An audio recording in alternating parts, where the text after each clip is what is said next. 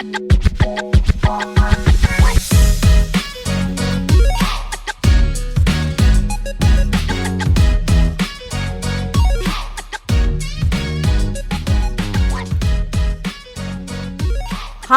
it's Emma, and welcome to another episode of Sax Basics, the 5-minute saxophone lesson podcast.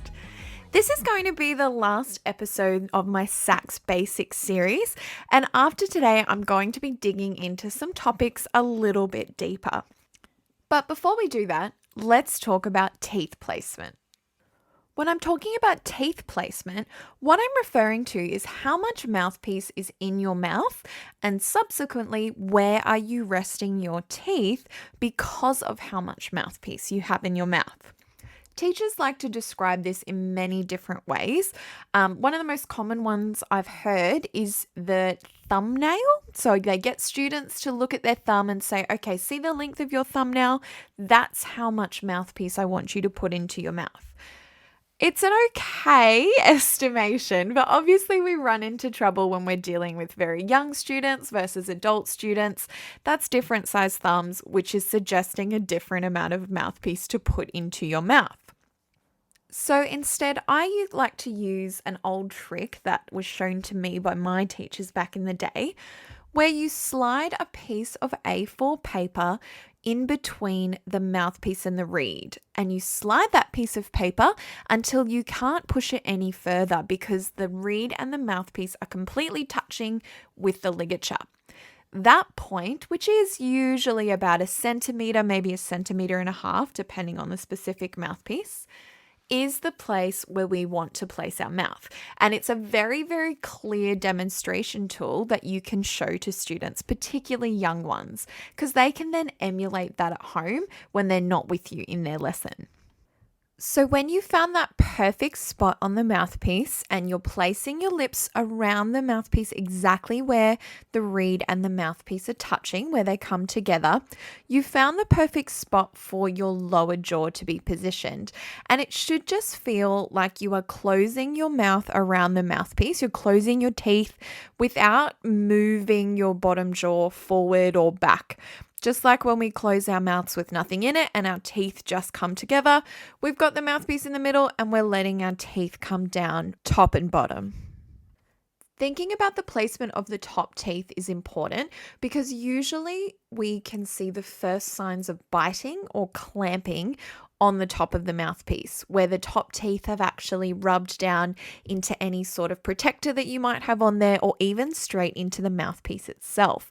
And if those top teeth are coming down quite hard and your jaw is really clamping together and biting into the mouthpiece, you actually can cause some really significant damage to your mouthpiece.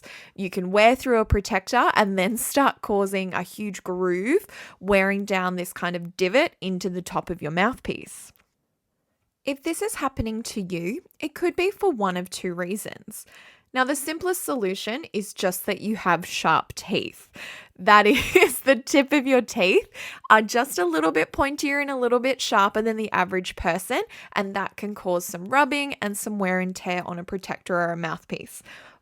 But this is pretty rare. This is a pretty uncommon situation, and your teeth do have to be quite noticeably sharp for that to be what's causing it. The most likely culprit is actually that you are biting, or sometimes known as clamping, onto the saxophone mouthpiece, and that extra pressure from your jaw is actually eroding into the mouthpiece. And this is a really, really common problem for a lot of students and actually comes back to my embouchure episode. So one of the main causes of biting is actually that the player is trying to get their jaw to do the work of holding and producing the sound on the saxophone through the mouthpiece. Then they are using their lips and their embouchure. So if you take a step back, if you're like, okay, I'm biting, take that step back and actually work on the muscle development in your face and lips, and then you'll see how much less likely you are to start biting. It is a habit though, and with any habit, there is going to be an adjustment process where you're going to need to be really, really on top of yourself and really managing that quite well. Otherwise, you're not going to break the habit and put a new one in its place.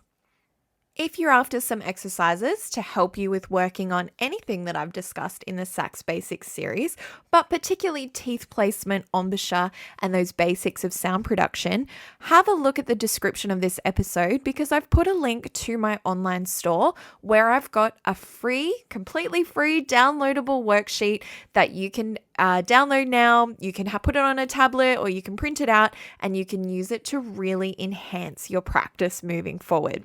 I hope you enjoy that little freebie from me to you. And until next time, this has been Sax Bites, the 5-minute saxophone lesson podcast. Bye.